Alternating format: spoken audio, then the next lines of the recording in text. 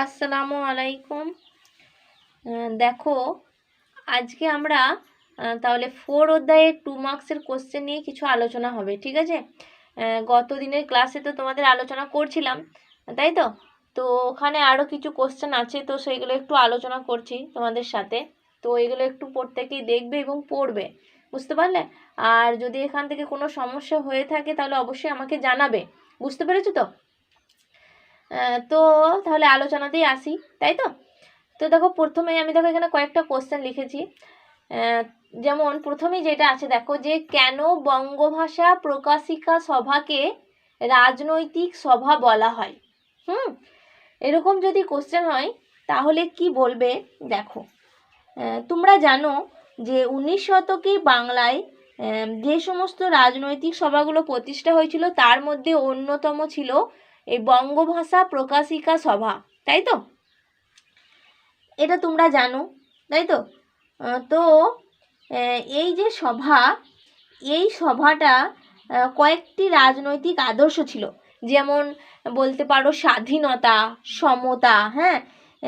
তো যেমন স্বাধীনতার আদর্শকে সম্মান করত, তার পাশাপাশি মানে এই সভাটা সম অধিকার নীতি, হ্যাঁ, তো এই নীতির আদর্শে বিশ্বাসী ছিল। মানে এরা মনে করতো যে সব মানুষই সমান, অর্থাৎ মানুষ মাত্রই সমান। তো এই মহান আদর্শের সমর্থক ছিল এরা, বুঝতে পারলে তো? তো সেই জন্য দেখবে এই রাজনৈতিক সভাটা রাজনৈতিক আদর্শ এবং তার পাশাপাশি এই সরকারি যে মানে যে সুযোগ সুবিধা সেইগুলো লাভের জন্য তারা নানা রকম গঠনমূলক প্রচেষ্টা চালিয়েছিল, বুঝতে পারলে? তো সেই জন্য এই সভাটাকে বলা হচ্ছে রাজনৈতিক সভা। সেই জন্য অনেক সময় কোশ্চেন হয় যে কেন বঙ্গভাষা প্রকাশিকা সভাকে রাজনৈতিক সভা বলা হয়, বা ঘুরিয়ে কোশ্চেন হতে পারে যে বঙ্গভাষা প্রকাশিকা সভার রাজনৈতিক আদর্শ কী ছিল, তখন তোমাদেরকে এটা বলতে হবে, বুঝতে পারলে? এখান থেকেই বলি, এখান থেকে আরও কোশ্চেন হতে পারে, যেমন বঙ্গভাষা প্রকাশিকা সভার উদ্দেশ্য কী ছিল, বা কেন প্রতিষ্ঠিত হয়েছিল, এরকমও কোশ্চেন হতে পারে। তাহলে তখন তোমরা বলবে, তোমরা জানো যে ইংরেজরা বাংলায় নতুন ভূমি রাজস্ব ব্যবস্থা চালু করেছিল, তার পাশাপাশি পাশ্চাত্য শিক্ষার প্রসার ঘটিয়েছিল, তাই না? এবং যে পরিবর্তিত যে অর্থনীতি, সেই অর্থনীতিতে সমাজের সম্পদ এবং তার পাশাপাশি স্বার্থের একটা দ্বন্দ্ব এই সময় সৃষ্টি হয়, হ্যাঁ, এখান থেকে। তো যাই হোক, এরকম পরিস্থিতিতে বাংলায় আমরা দেখতে পাই যে জমিদাররা, বিভিন্ন জমিদাররা এই সভাটাকে গড়ে তুলছেন, তাই তো? তো এই সভায় গড়ে তোলার বিভিন্ন উদ্দেশ্য, যেমন জমিদার শ্রেণীর স্বার্থ রক্ষা করা। তোমরা জানো জমিদার সভার মতোই এই তোমার বঙ্গভাষা প্রকাশিকা সভার যেহেতু জমিদাররা গঠন করছে, সেই জন্য জমিদার শ্রেণীর স্বার্থ রক্ষাটা ছিল এই সমিতির অন্যতম উদ্দেশ্য একটা, বুঝতে পারলে তো? তাছাড়াও তাদের বিভিন্ন দাবি দেওয়া ছিল, যেমন সে পতির জমিগুলো যাতে কর না বসানো যায়, তারপরে নিষ্কর জমিগুলোকে যাতে বাজেয়াপ্ত করে না নেয়, মানে কেড়ে না নেয়। তো এরকম আরও অনেক দাবি তাদের মধ্যে ছিল। তো সেই দাবিগুলো তারা কি করতো, এই সমিতির মাধ্যমে সরকারের কাছে পেশ করতো। তো এটাও ছিল এর অন্যতম কারণ। তাছাড়া আমি বললাম না যে সম অধিকার নীতি, যেটা সেই নীতির আদর্শে তারা বিশ্বাসী ছিল, সেই জন্য তারা ইংল্যান্ডের বিভিন্ন সভা সমিতিগুলোর অনুকরণ করছো। তার পাশাপাশি সামাজিক সংগঠনে নানা রকম প্রেরণা, তারপরে যৌথভাবে দাবি পেশ করা, এই সমস্ত কিছু উদ্দেশ্য নিয়েই আমরা দেখতে পাই যে 1836 খ্রিস্টাব্দে তোমার এই বঙ্গভাষা প্রকাশিকা সভাটা প্রতিষ্ঠিত হচ্ছে, বুঝতে পারলে? তো এখান থেকে তোমরা আরও পড়তে পারো যে বঙ্গভাষা প্রকাশিকা সভার সীমাবদ্ধতা কী ছিল। তো সেটাও তোমরা বলতে পারো যে, যেমন আমি বললাম যে রাজনৈতিক আদর্শ এবং তার পাশাপাশি সরকারের বিভিন্ন সুযোগ সুবিধা লাভের প্রচেষ্টায় তারা চালিয়েছিল নানা রকম, যার ফলে দেশব্যাপী কোনো সক্রিয় প্রতিবাদ আন্দোলন তাদের দ্বারা গঠন করা সম্ভব হয়নি, বুঝতে পারলে? তার পাশাপাশি দেখবে যেহেতু এটা আমি বললাম যে জমিদার শ্রেণীর স্বার্থ রক্ষার জন্য সমিতিটার উদ্দেশ্য ছিল, যার ফলে এই সভাটা বেশি দিন তার অস্তিত্ব বজায় রাখতে পারেনি, ব্যর্থ হয়েছিল, কারণ সবার তো সমর্থন এখানে পায়নি, তাই না? তো এখানে সেই জন্য আমরা দেখতে পাই যে এই যে সভা, সেই সভাটা তার অস্তিত্বকে হারিয়ে ফেলে, ঠিক আছে? এগুলো সীমাবদ্ধতা। তো এরকমভাবে তোমরা প্রত্যেকটা সভার তোমার সীমাবদ্ধ কেন প্রতিষ্ঠা হয়েছিল সেগুলো করে নেবে, বুঝতে পেরেছো? যেমন জমিদার সভা, কে কারা প্রতিষ্ঠা করেছিলেন, বা জমিদার সভার দুটি উদ্দেশ্য এরকম হতে পারে, জমিদার সভার দুটি সীমাবদ্ধতা লেখো, এরকম কোশ্চেন হতে পারে, বা জমিদার সভার দাবি সমূহগুলো কী ছিল। তো সেইগুলো বলা হতে পারে। তোমরা জানো যে জমিদার সভাটা 1838 খ্রিস্টাব্দে প্রতিষ্ঠা হচ্ছে, তাই তো? কলকাতার বিশিষ্ট জমিদাররা সেই লোককে প্রতিষ্ঠা করেছিলেন, মানে এই জমিদার সভাকে প্রতিষ্ঠা করেছিল। আর দাবিগুলো বললে যেমন নিষ্কর জমি বাজেয়াপ্ত হতে না দেওয়া, তারপরে ভারতের চিরস্থায়ী বন্দোবস্তের একটা বিরাট ভূমিকা এখানে আমরা দেখতে পাই, যে চিরস্থায়ী বন্দোবস্তের প্রসার ঘটানো ব্রিটিশ ভারতের, এইটা অন্যতম উদ্দেশ্য ছিল, কারণ এখানে জমিদারের পুরো অর্পণ করা হয়েছিল, তাই তো? চিরস্থায়ী বন্দোবস্তের ভার, এটা তোমরা জানো। চিরস্থায়ী বন্দোবস্ত তোমরা বিস্তারিতভাবে পড়েছো ক্লাস 8-এ, তাই তো? তোমাদের কে আর মানে বলার এখানে কোনো কারণ আর দেখতে পাচ্ছি না, তাই তো? কারণ তোমাদের এই তোমার চিরস্থায়ী বন্দোবস্ত সম্পর্কে তোমাদের ধারণা আছে।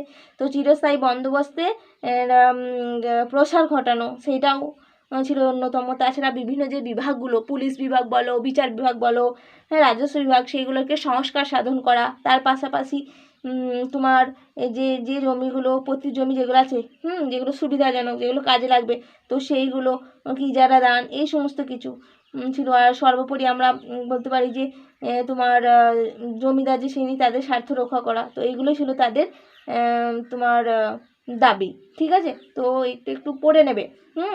আর তার পাশাপাশি বলি, হিন্দু মেলা বলো বা ভারত সভা বলো, এরা কেন প্রতিষ্ঠা হয়েছিল, কি উদ্দেশ্যে, এবং তার পাশাপাশি এইগুলোর যে সীমাবদ্ধতা, সেগুলোও তোমরা পড়ে নেবে। বুঝতে পেরেছো তো? কারণ যে কোনো সবার সীমাবদ্ধতা দিয়ে দিতে পারে, বা তোমার উদ্দেশ্য দিয়ে দিতে পারে। বুঝতে পেরেছো? সেই জন্য এগুলো প্রত্যেকটা তোমাদেরকে করে নিতে হবে। বুঝতে পারলে কি বললাম? হ্যাঁ। তারপরে দেখো, পরে এখানে একটা কোশ্চেন আছে, দেখো, সিভিল সার্ভিস পরীক্ষায় বসার বয়স বাড়ানোর দাবিতে ভারত সভা কিরূপ ভূমিকা নিয়েছিল। এটা তোমরা পড়বে।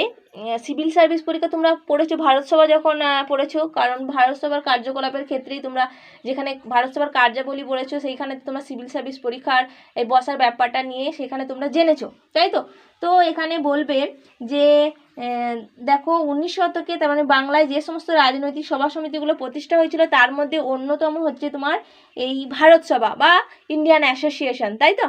তো সিভিল সার্ভিস পরীক্ষা মানে তোমরা জানো, আইসিএস পরীক্ষাটা কিন্তু বলা হচ্ছে সিভিল সার্ভিস পরীক্ষা, তাই তো? তো সেই আইসিএস পরীক্ষার বয়সসীমা ছিল 21 বছর। বুঝতে পেরেছো? তো ব্রিটিশ সরকার কি করলেন না, ব্রিটিশ সরকার এই সিভিল সার্ভিস পরীক্ষার ঊর্ধ্বতম যে বয়সসীমা ছিল সেটা 21 বছর, তো সেইটাকে কমিয়ে 19 বছর করে দিল। এবার 19 বছর করে দেওয়ার ফলে ভারত সভা এর প্রতিবাদ জানিয়েছিল। আর ভারত সভা এর যে প্রতিবাদ জানিয়েছিল, সে সুরেন্দ্রনাথ বন্দ্যোপাধ্যায়ের নেতৃত্বে, কারণ সুরেন্দ্রনাথের ভূমিকাটা ছিল এখানে সবচেয়ে বেশি গুরুত্বপূর্ণ। বুঝতে পারলে তো? সুরেন্দ্রনাথের নেতৃত্বেই ভারত সভা তোমার এই যে ব্রিটিশ সরকার সিভিল সার্ভিস পরীক্ষার বয়সের যে ঊর্ধ্বতম যে বয়সসীমা, সেটা 21 বছর থেকে সেটাকে কমিয়ে 19 বছর করে দিল, তার তোমার প্রতিবাদে তোমার আন্দোলন করছে। বুঝতে পারলে তো? এবারে দেখো, এখানে কেন আন্দোলনটা করেছিল। এই যে একজন 19 বছরের ভারতীয় ছাত্রের পক্ষে এই বিদেশে গিয়ে, তোমরা জানো সিভিল সার্ভিস পরীক্ষাটা তো ইংল্যান্ডে হতো, তো একজন 19 বছরের ভারতীয় ছাত্রের পক্ষে বিদেশে গিয়ে সিভিল সার্ভিস পরীক্ষায় বসা, সেটা তাদের পক্ষে সম্ভব ছিল না। সেটা ছিল তাদের কাছে একটা অত্যন্ত কঠিন বিষয়। বুঝতে পেরেছো? তো সেই জন্য তারা এটাকে মেনে নিতে পারেনি। তাই এই সিভিল সার্ভিস পরীক্ষার বসার যে বয়স, সেটাকে বাড়ানোর দাবিতে এই সুরেন্দ্রনাথ বন্দ্যোপাধ্যায়ের নেতৃত্বে ভারত সভা আন্দোলন করছে। বুঝতে পারলে? আর এখানে এই প্রসঙ্গে বলে রাখি, এটা মনে রাখবে যে ভারতের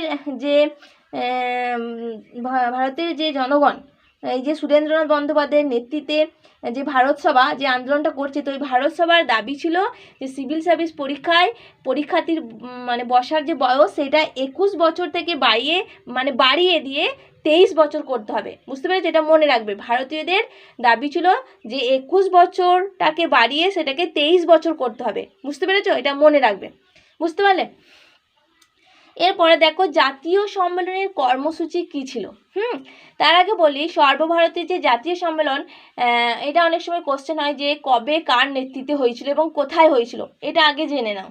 হ্যাঁ, তাহলে বলি, এই যে ভারতের যে জনমত, তো সেটাকে সুগঠিতভাবে প্রকাশ করার উদ্দেশ্যেই আমরা দেখতে পাই যে সুরেন্দ্রনাথ বন্দ্যোপাধ্যায়ের নেতৃত্বে 1883 খ্রিস্টাব্দে কলকাতায় এই জাতীয় সম্মেলনটা হচ্ছে।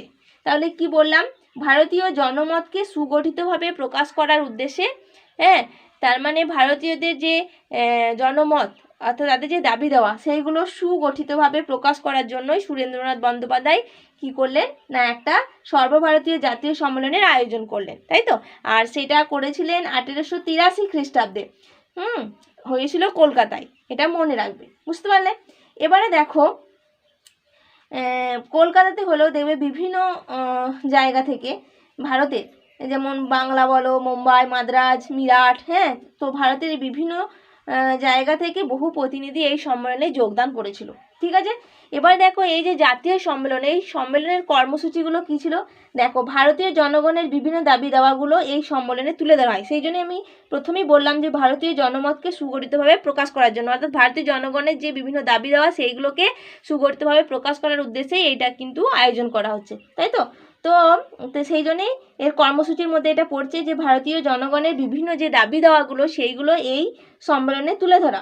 তাছাড়াও বিচার ব্যবস্থা, মানে পৃথকীকরণের ব্যাপার, তারপরে প্রতিনিধিত্বমূলক সরকার গঠন, তার পাশাপাশি বিভিন্ন কর্মসংস্থান, তারপরে শিল্প এবং কারিগরি যে শিক্ষা সেইগুলোর বিষয়েও বিভিন্ন তোমার কর্মসূচি এই জাতীয় সম্মেলনে গৃহীত হয়, বুঝতে পারলে। তো এটা একটু ভালো করে করবে যে কবে কার নেতৃত্বে এবং কোথায় সর্বভারতীয় জাতীয় সম্মেলন হয়েছিল এবং এই জাতীয় সম্মেলনের কর্মসূচিগুলো কী ছিল, ঠিক আছে। এবারে দেখো এই যে হিন্দু মেলার দুটি সীমাবদ্ধতা, এটা আমি একটু আগেই বললাম তোমাদেরকে পড়ে নিতে, তাও তোমাদেরকে বলে দিচ্ছি আর একবার। দেখো হিন্দু মেলার যে সীমাবদ্ধতা বা হিন্দু মেলা কেন তার জনপ্রিয়তা হারিয়েছিল, একই কারণ। তো তোমরা বলতে পারো যে যেমন সংকীর্ণ চরিত্র, কারণ তোমরা হিন্দু মেলার যখন হিন্দু মেলার যখন উদ্দেশ্য পড়েছো সেইখানেতে তোমরা দেখেছো যে হিন্দুদেরকে বেশি করে গুরুত্ব দেওয়া হয়েছিল, তাদেরকে ঐক্যবদ্ধ করা এবং তাদের যে তোমার আদর্শ, তো সেইটাকে বেশি গুরুত্ব দেওয়া হয়েছিল, তাই না। তো সেই জন্য হিন্দুদের ঐক্যবদ্ধ করতে এবং হিন্দুত্ববাদী যে ধ্যান ধারণা, তো সেইগুলোর উপর হিন্দু মেলা কিন্তু অধিক গুরুত্ব দিয়েছিল, যার ফলে একটা সংকীর্ণ চরিত্র এখানে আমরা দেখতে পাচ্ছি যে স্পষ্ট হয়ে উঠছে, তাই না, কারণ হিন্দুদেরকে অধিক বেশি গুরুত্ব দেওয়া হয়েছিল এখানে। তো এইটা একটা কারণ যে সংকীর্ণ চরিত্রের মধ্যে সীমাবদ্ধ ছিল এটা। তাছাড়া তোমার মুসলিমদের স্বার্থ বিষয়ে উদাসীনতা, অর্থাৎ ভারতীয় মুসলিম সমাজের যে দাবি দেওয়া সেইগুলো সম্পর্কে হিন্দু মেলার কোনো গুরুত্ব প্রদান করা হয়নি। তার মানে কি বলতো, মুসলিমদের স্বার্থ বিষয়ে পুরোপুরিভাবে উদাসীন থেকে গেছে, ঠিক আছে। তো সেই জন্য দেখবে এই হিন্দু মেলা তার জনপ্রিয়তাটা হারিয়েছিল, বুঝতে পেরেছো তো। তো এটা হচ্ছে সীমাবদ্ধতা, এটা একটু পড়বে। আর এর পাশাপাশি এখানে আমি একটু আগেই বললাম যে যতগুলো এখানে সভা আছে, সভা সমিতি, সেইগুলোর প্রত্যেকটার উদ্দেশ্য কী ছিল, তার সীমাবদ্ধতা কী ছিল বা ত্রুটি কী ছিল, এগুলো তোমাদেরকে পড়ে নিতে হবে, বুঝতে পেরেছো। কারণ কোনটা থেকে দেবে বলা খুবই মুশকিল, বুঝতে পারলে তো। তো সেই জন্য তোমাদের প্রত্যেকটা তোমাদেরকে করে রাখতে হবে, বোঝা গেছে কি বললাম। এবারে দেখো এরপরে আসছি যে এখানে দিয়েছি আনন্দমঠ উপন্যাস কিভাবে জাতীয়তাবাদী ভাবধারাকে উদ্দীপ্ত করেছিল, ঠিক আছে। আনন্দমঠ উপন্যাস কিভাবে জাতীয়তাবাদী ভাবধারাকে উদ্দীপ্ত করেছিল, তাহলে এখানে কি বলবে দেখো। এখানেতে একটা কথা আমি তোমাদের বলি যে আনন্দমঠ যে উপন্যাস, তো এই আনন্দমঠ তোমার উপন্যাসে তোমার এই যে কীভাবে জাতীয়তাবাদী ভাবধারাকে উদ্দীপ্ত করেছিল, এইটার সাথে সাথে তোমাদেরকে এখান থেকে আরও এই সেম ধরনেরই কোশ্চেন আছে, সেইগুলো করে নিতে হবে, ঠিক আছে। কারণ এগুলো 2 মার্কসে তোমাদের আসলেও আসতে পারে, বলা যাবে না তো, তো সেই জন্য তোমাদেরকে করে নিতে হবে, বুঝতে পারলে তো কি বললাম। তাহলে যেমন এখান থেকে তোমাদের আর কোশ্চেন আসতে পারে, দেখো যেমন সেম ধরনেরই কোশ্চেন, যেমন বর্তমান ভারত কিভাবে জাতীয়তাবাদের প্রচারে সাহায্য করেছিল, বা গোড়া উপন্যাসটি কিভাবে জাতীয়তাবাদের প্রসারে তোমার জাতীয়তাবোধের প্রসারে সাহায্য করেছিল, ঠিক আছে। তো এরকম ধরনের কোশ্চেন আসতে পারে। তাহলে প্রথমেই আমি বলি যে আনন্দমঠ উপন্যাসটি কিভাবে জাতীয়তাবাদী ভাবধারাকে উদ্দীপ্ত করেছিল, তাই তো। তাহলে এটা কি বলবে দেখো, এই যে বঙ্কিমচন্দ্র চট্টোপাধ্যায়ের রচিত যে আনন্দমঠ উপন্যাস, তাহলে এই উপন্যাসে এই উপন্যাসটি মানে যেভাবে সবার মধ্যে জাতীয়তাবাদী ভাবধারা উদ্দীপ্ত করেছিল, সেটা বলতে গেলে তাহলে আমাদেরকে কি বলতে হবে না, দেখো এই বঙ্কিমচন্দ্র চট্টোপাধ্যায় তিনি তার আনন্দমঠ উপন্যাসের মাধ্যমে সবার সামনে তিনি কি করেছেন, স্বদেশ প্রেম, তারপর দেশমাতার পূজা এবং তার পাশাপাশি দেশমাতার সেবার কথা তুলে ধরেছিলেন। বুঝতে পারলে? যা সবার মধ্যে কি করেছিল, একটা দেশাত্মবোধের সৃষ্টি করেছিল। বুঝতে পারলে? তাহলে এটা আমরা একটা পয়েন্ট বলতে পারি। তাহলে কি বললাম না, বঙ্কিমচন্দ্র চট্টোপাধ্যায় তার যে আনন্দমঠ উপন্যাস, সেই উপন্যাসের মাধ্যমে তিনি সবার সামনে স্বদেশ প্রেম, তার পাশাপাশি দেশমাতার পূজা এবং দেশমাতার সেবার কথা তুলে ধরেছিলেন। বুঝতে পারলে তো? তো যা সবার মধ্যে কি করছে, দেশাত্মবোধের সৃষ্টি করেছিল, তাই তো? তাহলে এটা একটা পয়েন্ট বলতে পারি। দ্বিতীয়ত আমরা বলতে পারি যে বঙ্কিমচন্দ্রের আনন্দমঠ এই যে উপন্যাস, সেই উপন্যাসের মধ্যে জন্মভূমিকে তিনি মাতৃরূপে কল্পনা করছেন, তাই তো? তো জন্মভূমিকে মাতৃরূপে কল্পনা করে তার রচিত যে একটা সঙ্গীত আছে বিখ্যাত, তোমরা সবাই জানো, বন্দে মাতারাম। তো সেই সঙ্গীতটি স্বাধীনতার জন্য লড়াই করা বিপ্লবীরা কী করে, সেটাকে বিপ্লবী মন্ত্র হিসাবে বেছে নিয়েছিলেন। তাহলে এখানে কি বললাম যে বঙ্কিমচন্দ্রের আনন্দমঠ উপন্যাসের মধ্যে আমরা দেখতে পাচ্ছি জন্মভূমিকে তিনি মাতৃরূপে কল্পনা করছেন, এবং মাতৃরূপে কল্পনা করে তার রচিত একটা সঙ্গীত আছে দেবে, বন্দে মাতারাম। সেই সঙ্গীতটি সেটা কি হচ্ছে না, স্বাধীনতার জন্য লড়াই করা যে সমস্ত বিপ্লবী, সেই সমস্ত বিপ্লবীরা সেটাকে বিপ্লবী মন্ত্র হিসেবে বেছে নিয়েছিলেন। বুঝতে পারলে তো? তাছাড়াও আমরা বলতে পারি যে এই যে আনন্দমঠ যে উপন্যাস, সেই উপন্যাসটি দ্বারা বঙ্কিমচন্দ্র কী করছেন, দেশের যে যুব সম্প্রদায়, সেই যুবক সম্প্রদায়কে স্বদেশ প্রেম, তার পাশাপাশি স্বদেশ ভক্তি, যে কথাটা আমি একটু আগেই বললাম, দেশমাতার পূজা এবং দেশ সেরার পাঠ পড়িয়েছিল। বুঝতে পারলে? এবং ভারতীয়দের কাছে এই উপন্যাসটা সেই জন্য দেখবে স্বদেশ প্রেমের গীতা নামে পরিচিত। বুঝতে পারলে? তো এটা একটু ভালো করে পড়বে যে আনন্দমঠ উপন্যাস কীভাবে জাতীয়তাবাদী ভাবধারাকে উদ্দীপ্ত করেছিল। তো বুঝতে পারলে কি বললাম? তো এই প্রসঙ্গে তোমরা বাকি দুটো তোমাদেরকে করে নিতে হবে যে বর্তমান ভারত কিভাবে জাতীয়তাবাদের প্রসারে সাহায্য করেছিল। তাহলে এখানেও তোমরা বলতে পারবে যে স্বামী বিবেকানন্দ রচিত, তোমরা জানো, বর্তমান ভারত, তাই তো?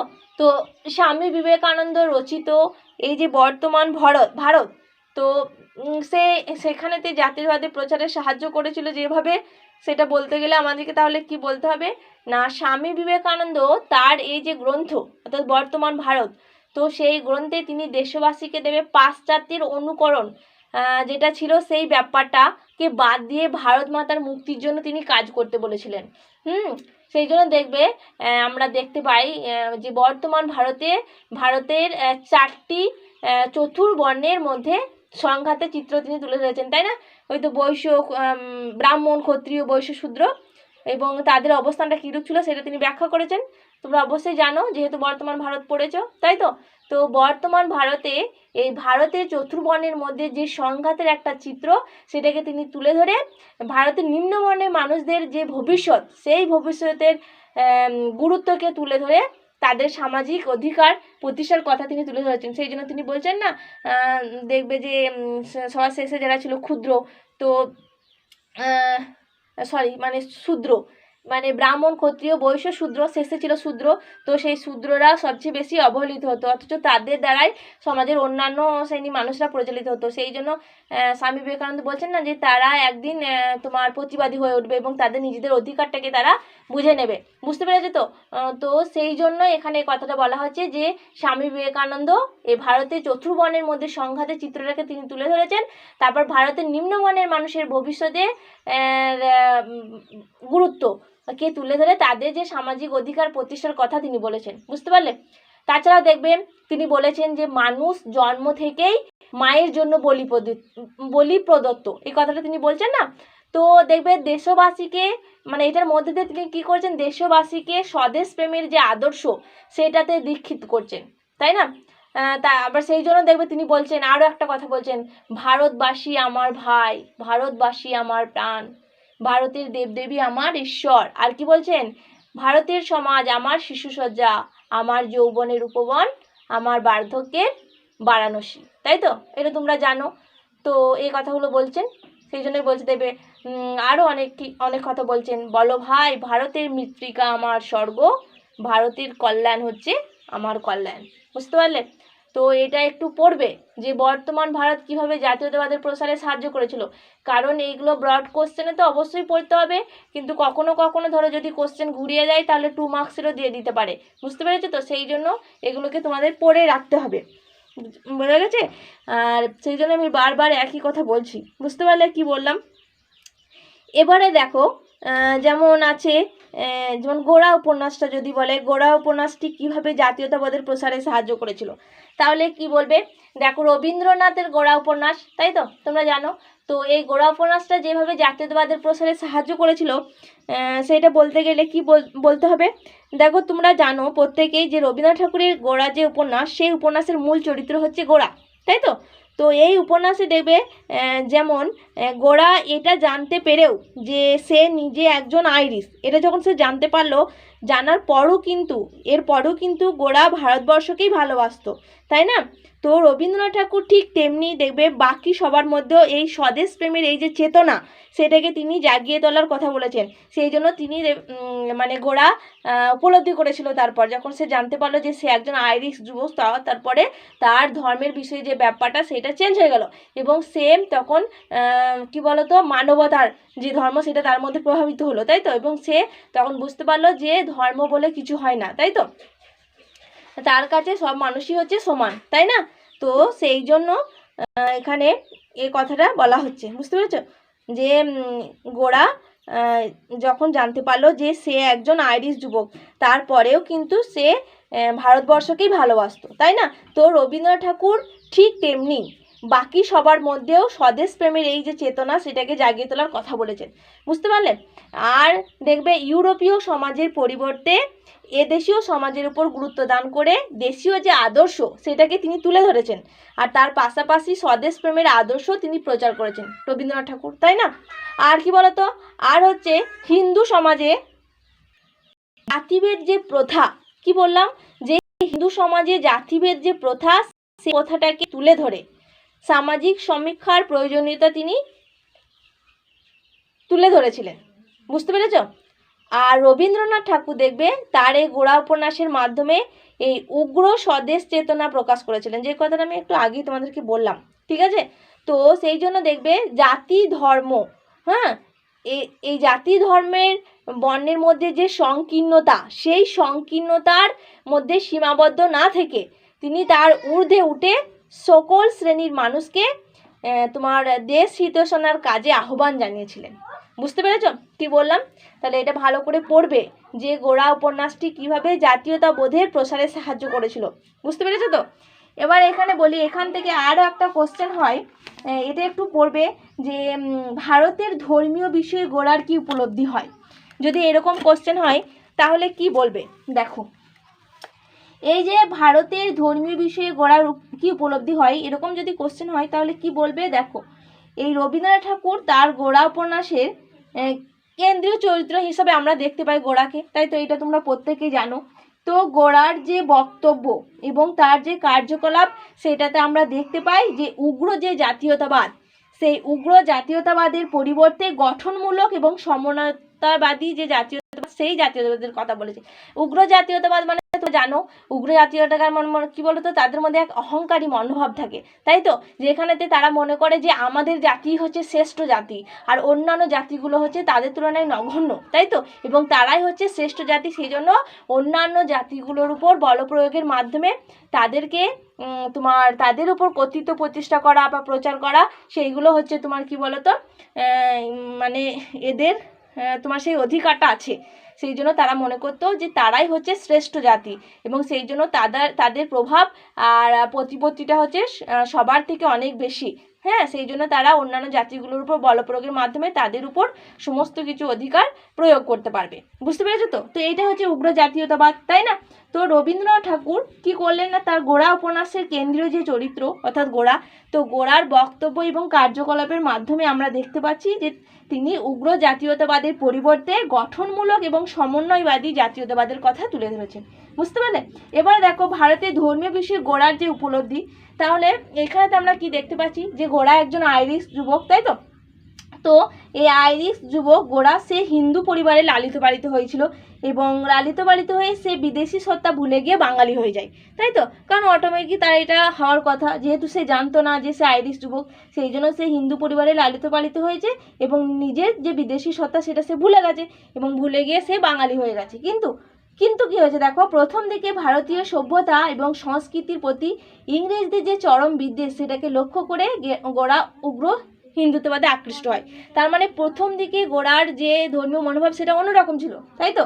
সেই জন্য আমরা দেখতে পাচ্ছি যে ভারতীয় সভ্যতা এবং সংস্কৃতির প্রতি যখন ইংরেজরা চরম বিদ্বেষ প্রকাশ করছে তখন গোরা উগ্র হিন্দুত্ববাদে আকৃষ্ট হচ্ছে, যেহেতু সে হিন্দু ধর্মে লালিত পালিত হয়েছিল, তাই তো? কিন্তু পরবর্তীকালে গোরার এই উপলব্ধিটা চেঞ্জ হয়ে যাচ্ছে। কখন বলো তো? না, যখন সে জানতে পারছে যে সে একজন আইরিশ যুবক, বুঝতে পারলো তো? সেই জন্য যে কথাটা আমি একটু আগেই বললাম যে আইরিশ যুবক জানার সত্ত্বেও সে কিন্তু ভারতবর্ষেকেই ভালোবাসত, তাই তো? তো সেই জন্য দেখো এরপরে গোরা সেই জন্য উপলব্ধি করছে যে ধর্মীয় পরিচয়টাই হচ্ছে মানুষের একমাত্র পরিচয় নয়, বুঝতে পেরেছি তো? সবার আগে হচ্ছে কি বলো তো, তোমার হচ্ছে মানুষ, তাই না? তো সেই জন্য সে উপলব্ধি করছে যে ধর্মীয় পরিচয়টা মানুষের কিন্তু একমাত্র পরিচয় নয়। হ্যাঁ, তো এখানে তো আমরা তার মানবতাবাদের একটা ব্যাপার দেখতে পাচ্ছি, তাই তো? বুঝতে পারলে তো? এইভাবেই ধর্মীয় বিষয়ে গোড়ার যে দৃষ্টিভঙ্গি সেটা পরিবর্তিত হচ্ছে, বুঝতে পারলে? তো এটা ভালো করে পড়বে যে ধর্মীয় বিষয়ে, ভারতের ধর্মীয় বিষয়ে গোড়ার কি উপলব্ধি হয়। বোঝা গেছে কি বলতে চাইলাম?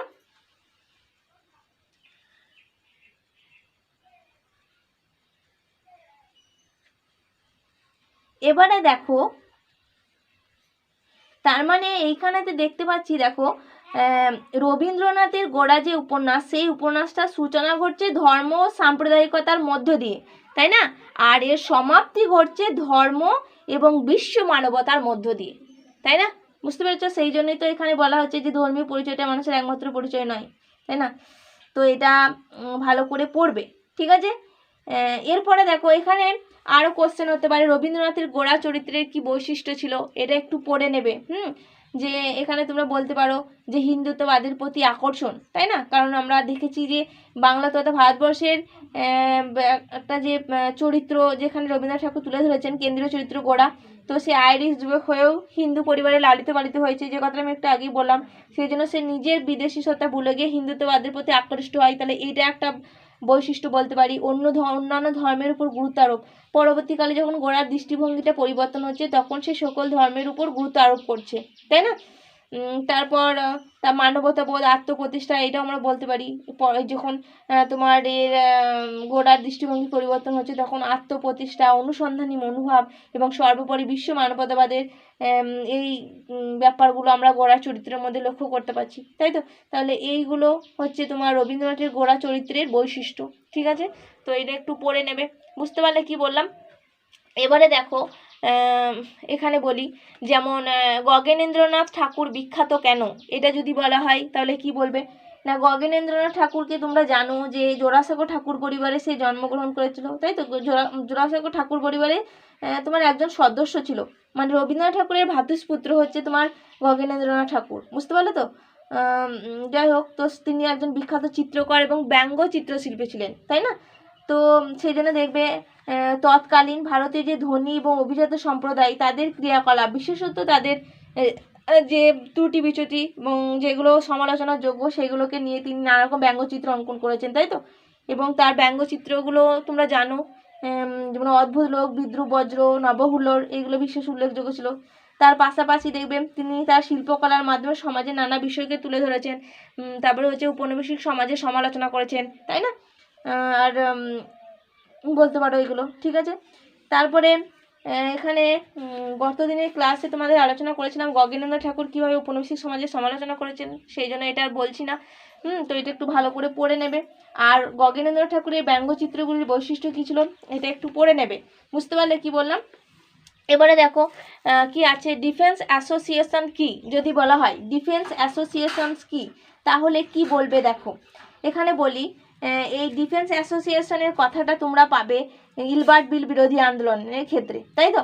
দেখো এখানেতে বলি, তোমরা জানো যে কোর্টনি এলবার্ট তার যে বিল বা আইনের খসড়া সেটার মাধ্যমে তিনি কি করছেন না ভারতীয় এবং ইউরোপীয় বিচারককে বিচারের ক্ষেত্রে সমান মানে ক্ষমতা প্রদান করা হয়েছিল, তাই তো। তো এতে ইউরোপীয়দের মানে তাদের জাতটা অভিমানী অর্থাৎ তাদের জাতির গত ব্যাপারে তোমার আঘাত লেগেছিল এবং তারা প্রতিবাদী হয়ে উঠছিল। কারণ কি বলতো, কারণ তারা মনে করতো যে কোনো ভারতীয় ব্যক্তির পক্ষে হ্যাঁ তোমার ইউরোপীয় যে কোনো মানুষের মানে বিচার করার যে ক্ষমতা বা যে দক্ষতা বা যে যোগ্যতা সেটা ভারতীয়ের কোনো ব্যক্তির মধ্যে নেই, তাই না। কারণ তারা ভারতীয়দের খুবই নগণ্য তুচ্ছ তোমার জাতি বলে মনে করতো, তাই না। তো সেই জন্য তারা ভাবতো যে তাদের সেই মানে তোমার দক্ষতা বা যোগ্যতা নেই, বুঝতে পেরেছো তো। তো সেই জন্য এই ব্যাপারটা তারা মেনে নিতে পারেনি, তাদের আত্মসম্মানে লেগেছিল, বুঝতে পেরেছো তো। সেই জন্য তারা প্রতিবাদী হয়ে ওঠে। তো ইউরোপীয়রা এই ইলবার্ট বিলের বিরুদ্ধে প্রবল আন্দোলন শুরু করেন। এই যে কথাটা আমি একটু আগে বললাম, তার কারণ যে বিচার করার মতো ইউরোপীয়দের বিচার করার মতো উপযুক্ত দক্ষতা বা যোগ্যতা ভারতীয় কোনো ব্যক্তির নেই, তাই না। তো এই সময়ে সেই জন্য তারা কি করলো না প্রতিরক্ষা সভা বা যেটাকে বলা হচ্ছে ডিফেন্স অ্যাসোসিয়েশন, এটা তারা গঠন করেছিল এবং এটা গঠন করে তারা প্রতিবাদ জানাতে থাকে, বুঝতে পারলে। তো যাই হোক, সেই জন্য দেখবে শেষ পর্যন্ত লর্ড রিপন তার কাছে নথি স্বীকার করতে বাধ্য হয় এবং বাধ্য হয়ে আইনের কতগুলি ধারাও তিনি সংশোধন করেছিলেন, বুঝতে পারলে। তো এইটা একটু ভালো করে পড়বে যে ডিফেন্স অ্যাসোসিয়েশন কি, অনেক সময় কোশ্চেন হয়। আর একটা আছে তোমার, এটা আমি তোমাদেরকে বলেছিলাম তাও আর একবার বলে দিচ্ছি, দেখো শ্বেত বিপ্লব কি বা শ্বেতাঙ্গ বিদ্রোহ কি যদি বলা হয়, বা ইলবার্ট বিল বিরোধী আন্দোলন, অনেকগুলো নাম আছে, একটু নামগুলো মনে রাখবে, কারণ যে কোনো একটা নাম হয়তো দিয়ে দিতে পারে, বুঝতে পেরেছো তো। তো সেই জন্য প্রত্যেকটা নামই মনে রাখলে ভালো, বোঝা গেছে। তাহলে দেখো এই যে লর্ড রিপনের আইন সচিব ছিলেন জানো কোর্টনি ইলবার্ট, তাই তো। তো তিনি ভারতীয় আর ইউরোপীয় বিচারকদের মধ্যে যে বৈষম্য ছিল তো সেই বৈষম্যটা দূর করে মানে সমক্ষমতা দান করার জন্য তিনি একটি আইনের খসড়া বা বিল প্রস্তুত করেন, তাই তো, যেটাকে আমরা বলছি ইলবার্ট বিল, তাই না। তো ইউরোপীয়রা এই ইলবার্ট বিলের ঘোরতর বিরোধী ছিল, তাই তো। আর কেন ছিল সেটা আমি তোমাদেরকে একটু আগে ব্যাখ্যা করলাম, তাই আর বলছি না, ঠিক আছে। তো সেই জন্য তারা আমরা দেখতে পেলাম যে প্রতিরক্ষা সভা বা ডিফেন্স অ্যাসোসিয়েশন গঠন করছে এবং গঠন করে তারা কি করছে ইলবার্ট বিল বিরোধী আন্দোলন শুরু করছে, বুঝতে পেরেছো তো। তাহলে এই যে তোমার ঘটনা, এটা কি বলা হচ্ছে ইলবার্ট বিল বিরোধী আন্দোলন বা শ্বেত বিদ্রোহ বা শ্বেতাঙ্গ বিদ্রোহ। শ্বেতাঙ্গ মানে কি, শ্বেত মানে সাদা চামড়ার মানুষ ছিল ইংরেজরা না, সেই জন্য এটাকে বলা হচ্ছে শ্বেত বিপ্লব বা শ্বেতাঙ্গ বিদ্রোহ, ঠিক আছে। এবং তাদের দ্বারা পরিচালিত এই আন্দোলন হচ্ছে এটা, বোঝা গেছে। তো এটা পড়ে নেবে যে শ্বেত বিপ্লব কি বা শ্বেতাঙ্গ বিদ্রোহ কি বা ইলবার্ট বিল বিরোধী আন্দোলন বলতে কি বোঝো, বুঝতে পেরেছ কি বলতে চাইলাম, বোঝা গেছে। এবারে ধরো তোমাদেরকে যদি হয় যে ইন্ডিয়ান লীগ, ইন্ডিয়ান লীগ কারা কবে কি উদ্দেশ্যে প্রতিষ্ঠা করেছিল, তাহলে কি বলবে দেখো, বলবে যে ভারতীয়দের মধ্যে জাতীয়তাবোধ এবং রাজনৈতিক যে চেতনা সেই চেতনা জাগিয়ে তোলার উদ্দেশ্যে, তোমরা জানো যে হিন্দু মেলা প্রতিষ্ঠা হয়েছিল, তাই তো। তো ঠিক সেমভাবে বলতে পারো যে জাতীয়তাবোধ ভারতীয়দের মধ্যে এবং রাজনৈতিক চেতনা জাগিয়ে তোলার উদ্দেশ্যেই শিশির কুমার ঘোষ এবং কৃষ্ণমোহন বন্দ্যোপাধ্যায় তো এনারা দেখবে বাংলার কয়েকজন প্রমুখ বাংলার কয়েকজন ব্রিটিশ রাজনীতি সচেতন নেতা তারা 1875 খ্রিস্টাব্দে ইন্ডিয়ান লীগ নামে একটি সংস্থা গড়ে তুলেছিলেন। তাহলে কি বললাম যে ভারতীয়দের মধ্যে জাতীয়তাবোধ এবং রাজনৈতিক যে চেতনা সেটাকে জাগিয়ে তোলার উদ্দেশ্যে শিশির কুমার ঘোষ এবং কৃষ্ণমোহন বন্দ্যোপাধ্যায়, ঠিক আছে, প্রমুখ বাংলার কয়েকজন তারা ব্রিটিশ রাজনীতি সচেতন নেতা তারা 1875 খ্রিস্টাব্দে ইন্ডিয়ান লীগ নামে একটি সংস্থা গড়ে তুলেছিলেন, বুঝতে পারলে। এবার বলি যে দেখবে ইংল্যান্ডে প্রকাশিত যে সংবাদপত্র সেই সংবাদপত্র একে ভারতের রাজনৈতিক জাগরণের প্রথম ইঙ্গিত বলে অভিহিত করেছেন। এটা মনে রাখবে তো যে ইংল্যান্ডে প্রকাশিত সংবাদপত্র একে ভারতীয়দের রাজনৈতিক জাগরণের প্রথম ইঙ্গিত বলে অভিহিত করেছেন, বুঝতে পেরেছ। এবারে যদি বলা হয় ইন্ডিয়ান লীগের দাবি কী ছিল, তাহলে বলবে যে ইন্ডিয়ান যে লীগ সেই ইন্ডিয়ান লীগের দাবি ছিল মানে পুরবাসীর মধ্যে পৌর প্রতিষ্ঠানের সদস্যদের নির্বাচন করা, তার পাশাপাশি কারিগরি শিক্ষা আয়তনের প্রতিষ্ঠা করা, ঠিক আছে। তাছাড়াও দেবে জনগণের মধ্যে, যেটা আমি একটু আগেই বললাম, জনগণের মধ্যে রাজনৈতিক চেতনার সঞ্চার এবং ভারতীয়দের রাজনৈতিক যে দাবি দেওয়া, সেই দাবি দেওয়ার প্রতি তাদের দৃষ্টি আকর্ষণ। তো এগুলো সবই ছিল এই প্রতিষ্ঠানের দাবি বা লক্ষ্য বলতে পারো, ঠিক আছে। তো এটা একটু ভালো করে পড়ে নেবে। এবারে ধরো তোমাদেরকে যদি বলা হয় যে সিপাহী বিদ্রোহের প্রত্যক্ষ কারণ কি ছিল, বা সিপাহী বিদ্রোহের মূল কারণ কি ছিল, বা এনফিল্ড রাইফেলড কি, তাহলে তোমরা কি বলবে? দেখো তাহলে কি বললাম যে এনফিল্ড রাইফেলড বা তোমার 1857 খ্রিস্টাব্দের যে বিদ্রোহ, সেই বিদ্রোহের প্রত্যক্ষ কারণ কি ছিল, বা সিপাহী বিদ্রোহের মূল কারণ কি ছিল, বা যে কথাটা আমি একটু আগেই বললাম এনফিল্ড রাইফেলড কি, ঠিক আছে। তো এরকম ধরনের কোশ্চেন হতে পারে। তো সেই ক্ষেত্রে কি বলবে, দেখো এই যে সিপাহী বিদ্রোহ, তো এই বিদ্রোহের মূল বা প্রধান কারণ ছিল সিপাহীদের মধ্যে এনফিল্ড রাইফেলের প্রবর্তন, তাই তো। তো দেবে ব্রিটিশ ইস্ট ইন্ডিয়া যে কোম্পানি, সেই কোম্পানির সেনাবাহিনীতে বিদেশি সৈনিকদের এই যে রাইফেলের ব্যবহার, সেই ব্যবহার নিয়ে কোনো অসুবিধা ছিল না। তার মানে দেখো ব্রিটিশ ইস্ট ইন্ডিয়া কোম্পানির সেনাবাহিনীতে বিদেশি সৈনিকদের এই রাইফেলের ব্যবহার নিয়ে কোনো অসুবিধা না থাকলেও ভারতীয় সৈনিকদের মধ্যে এই রাইফেলের ব্যবহার নিয়ে কিন্তু যথেষ্ট অসুবিধা ছিল। তার কারণটা তোমাদের প্রত্যেকেরই জানা আছে, তাই তো। কারণ তখন দেবে ব্রিটিশ ইস্ট ইন্ডিয়া কোম্পানির সেনাবাহিনীতে কর্মরত ভারতীয় যে হিন্দু এবং মুসলিম সৈনিক, সেই সৈনিকদের মধ্যে একটা গুজব ছড়িয়ে গেছিল, কি বলতো, যে এনফিল্ড রাইফেলের যে টোটা, তার মধ্যে গরু ও শূকরের চর্বি মেশানো থাকে, তাই তো। এবং এই কথা শোনার পর কি হয় না, হিন্দু এবং মুসলিম উভয় সম্প্রদায়ের সৈনিকদের মধ্যে ধর্মনাশের একটা ভয় সৃষ্টি হয়, তাই তো। তো তখন ভারতীয় হিন্দু এবং মুসলিম সৈনিকরা কি করলো না, এনফিল্ড রাইফেলটির ব্যবহার করতে অস্বীকার করে, তাই তো। তো তাদের এই যে দাবি, যে তারা এটা ব্যবহার করবে না, অস্বীকার করে, তো তাদের এই দাবি না মানা হলে তখন ভারতীয় সিপাহীরা বিদ্রোহের পথে পা বাড়ায়, এবং এইভাবেই আমরা দেখতে পাই যে সিপাহী বিদ্রোহ শুরু হয়, তাই না। তো এটা ভালো করে করবে, বুঝতে পারলে যে এরকম কোশ্চেন হতে পারে যে এনফিল্ড রাইফেলড কি, বা সিপাহী বিদ্রোহের মূল কারণ কি ছিল, বা সিপাহী বিদ্রোহের প্রত্যক্ষ কারণ কি ছিল, বুঝতে পারলে কি বললাম। এরপরে দেখো তোমাদেরকে বলি, এটা একটু ভালো করে করবে। যদি বলা হয় থিওসফিক্যাল সোসাইটি সম্পর্কে কি জানো, তার মানে কি বললাম যে থিওসফিক্যাল সোসাইটি সম্পর্কে কি জানো, বা এর কি লক্ষ্য ছিল, এরকম কোশ্চেন হতে পারে, ঠিক আছে। বা কারা কবে প্রতিষ্ঠা করেন, তো এরকম কোশ্চেন হতে পারে। তো দেখো সেই জন্য এটা একটু ভালো করে মনে রাখবে। বলবে যে 19 শতকের শেষার্ধে ভারতের সংস্কার আন্দোলনে গুরুত্বপূর্ণ ভূমিকা পালন করেছিল এই থিওসফিক্যাল সোসাইটি, ঠিক আছে। তো বলি হেলেনা পেট্রোভনা মাদাম ব্লাভাটস্কি নামে একজন রুশ মহিলা, ঠিক আছে, আর কর্নেল হেনরি স্টিল ওলকট নামে একজন ব্রিটিশ সামরিক অফিসার 1875 খ্রিস্টাব্দে মার্কিন যুক্তরাষ্ট্রের তোমার নিউ ইয়র্কে এই থিওসফিক্যাল সোসাইটি স্থাপন করেন। তাহলে কি বললাম বুঝতে পারলে, যে 19 শতকে শেষার্ধে ভারতের সংস্কার আন্দোলনে গুরুত্বপূর্ণ ভূমিকা পালন করেছিল থিওসফিক্যাল সোসাইটি। তো হেলেনা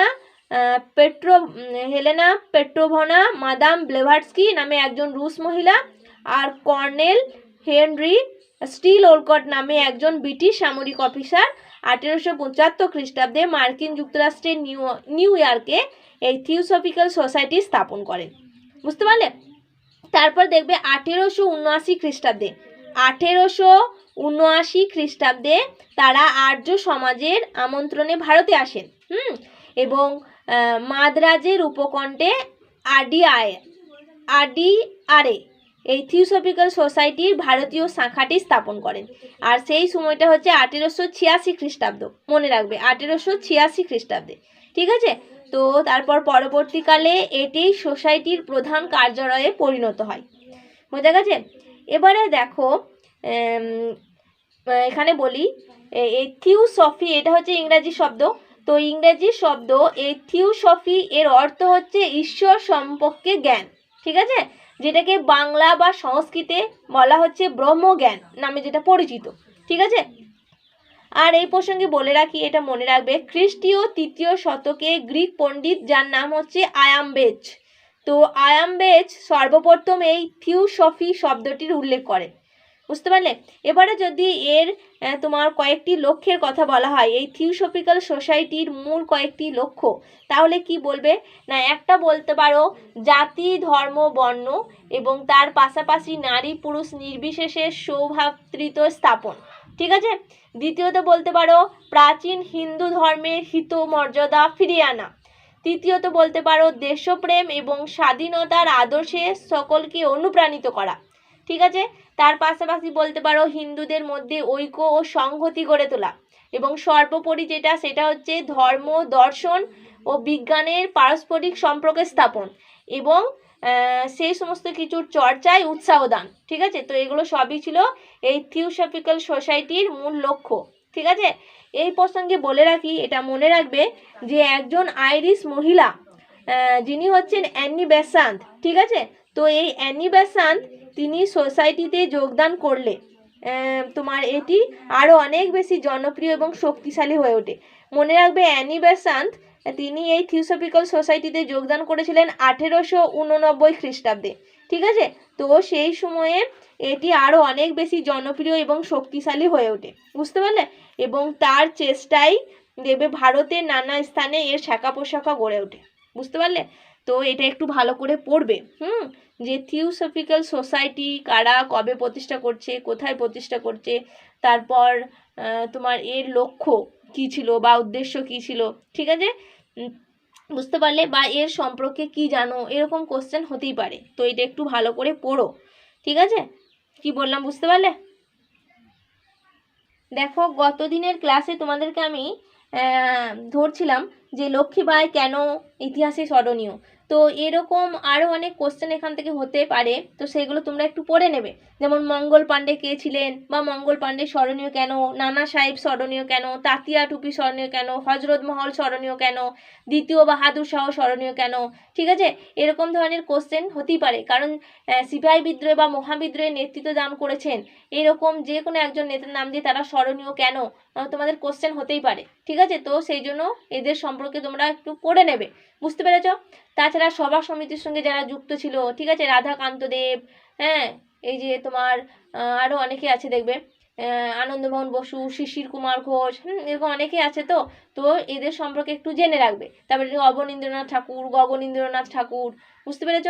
কারণ এইগুলো দিয়ে তোমাদের কোশ্চেন হতেই পারে যে তারা কেন স্মরণীয় ইতিহাসে, বুঝতে পেরেছ, বা তারা কে ছিলেন, এরকম ধরনের কোশ্চেন হতেই পারে। তো সেই জন্য এগুলো একটু পড়ে নেবে, বুঝতে পারলে। আর এই প্রসঙ্গে তোমাদের এখানে বলি, যেমন 1857 খ্রিস্টাব্দের বিদ্রোহকে সিপাহী বিদ্রোহ বলা যায় বা বলা যায় না কেন।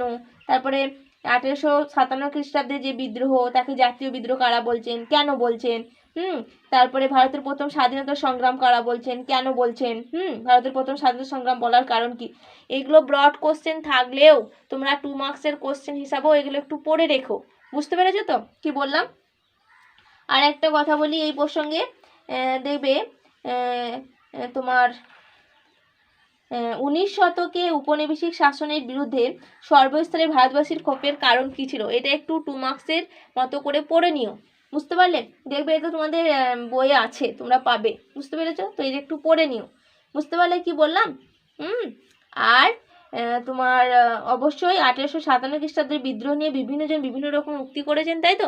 তো সেইগুলো একটু 2 মার্কসের মতো করে পড়ে নেবে। যদিও এগুলো তোমাদেরকে ব্রড কোশ্চেন হিসাবে অবশ্যই করতে হবে, ওখানে করলেও তোমরা 2 মার্কসের কোশ্চেনেও পড়ে রাখবে, বুঝতে পেরেছো। কারণ কোশ্চেন যদি ঘুরিয়ে দেয় তখন 4-এ না দিয়ে 2-এও দিয়ে দিতে পারে, বুঝতে পেরেছো। তো সেই জন্য এগুলো একটু পড়ে রেখো, বুঝতে পেরেছো কি বললাম। তাহলে দেখো আজকে আমি তোমাদের যতটুকু আলোচনা করলাম এগুলো প্রত্যেকে ভিডিওটা ভালো করে দেখবে, আমি বারবার করে বলছি, আর প্রত্যেকে ভালো করে পড়বে, ঠিক আছে। তো এই চ্যাপ্টার থেকে যদি তোমাদের 2 মার্কসের কোনো কোশ্চেন নিয়ে কোনো সমস্যা থেকে থাকে তাহলে অবশ্যই আমাকে জানাবে, ঠিক আছে। তো আজ এই পর্যন্তই। আসসালামু আলাইকুম।